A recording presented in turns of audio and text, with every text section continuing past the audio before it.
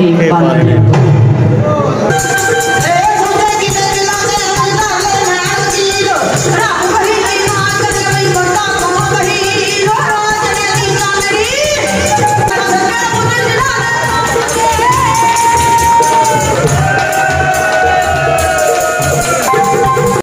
दोस्तों इस वीडियो ਨੂੰ शुरू करने तो पहला साडे चैनल साडा देश पंजाब ਨੂੰ लाइक तो सबसक्राइब जरूर करियो ते नाले जेड़ा घंटी दा बटन बने उन्होंने क्लिक लाजमी करियो ताकि साडी हर आने वाली वीडियो सब तो पहला तुहानू मिल सके। शुक्रिया। लो जी दो बोल क्योंकि शान लिखा कौन किसे गुलाम दा किस्मत लियावे टोर दाना पानी अपना हाथ कादर दे डोर ओ गल्लां करनियां सौखियां मरदा औखे पल